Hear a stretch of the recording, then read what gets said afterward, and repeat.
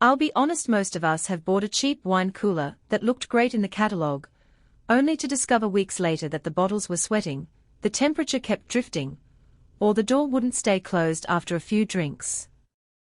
That kind of buyer's remorse feels especially painful when you're trying to set up a home bar and the cooler ends up looking like a decorative paperweight instead of a functional piece of the room.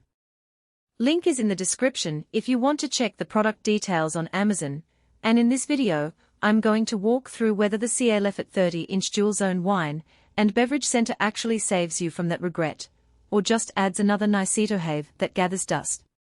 When you're standing in front of a kitchen counter, trying to decide between a compact countertop cooler and a full-size cellar, the first thing that makes you hesitate is the fear of committing to the wrong size or the wrong temperature control. You might picture yourself pulling a chilled bottle of Ros for a weekend brunch, then later swapping in a Pinot Noir for a dinner party, and you wonder if a single-zone unit will ever give you the flexibility you need. The CaLefort tries to solve that by offering 2 independent temperature zones, a feature you usually only see on pricier models. That alone changes the risk calculation. You get the freedom to store reds at around 55 F and whites at 45 F without buying 2 separate appliances, which can be a real money saver if you entertain regularly. Let's talk about who actually benefits from that dual-zone setup. If you're the kind of host who likes to serve both a crisp Sauvignon Blanc and a buttery Chardonnay at the same gathering, or if you keep a few craft beers on hand for after-dinner sipping, the ability to dial 2 temperatures in one cabinet is a genuine convenience.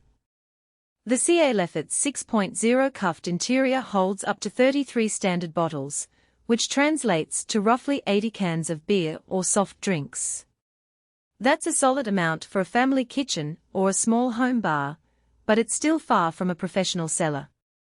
So if you're a serious collector with a growing inventory of 100+ bottles, you'll probably outgrow this unit quickly. On the flip side, if your wine collection is more about enjoying a few favorite bottles rather than curating an extensive list, the capacity hits a sweet spot. One of the practical strengths that shows up in everyday use is the adjustable solid wood shelves. I've seen people try to cram oddly shaped bottles into fixed grid shelves, only to end up with broken corks or bottles leaning precariously. With the CaLefort, you can slide the shelves out, reposition the brackets, and create a custom layout that fits a magnum or a tall bottle without a struggle.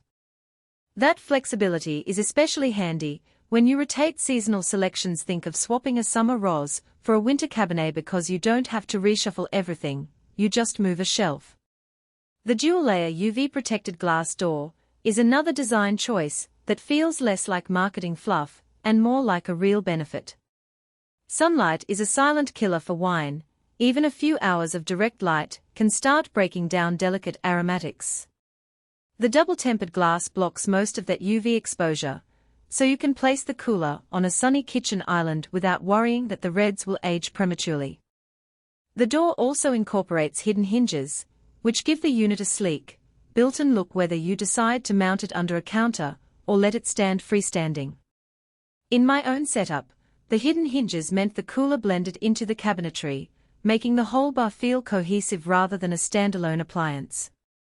Performance-wise, the high-performance compressor paired with a fan-cool system keeps temperature swings minimal. In practice, I've noticed that once you set the red zone to 55 F, it holds steady even when the kitchen temperature rises to the mid-70s. The white zone stays a few degrees cooler, which is perfect for serving whites chilled but not icy. This consistency is critical because many budget coolers rely on thermoelectric cooling, which can be noisy or struggle to maintain a set point. The CaLefort's compressor does generate a low hum, similar to a refrigerator, but it's far below the threshold that would disturb a conversation or a movie night. Now, no product is without trade-offs, and the CaLefort is no exception. The first hidden cost is space.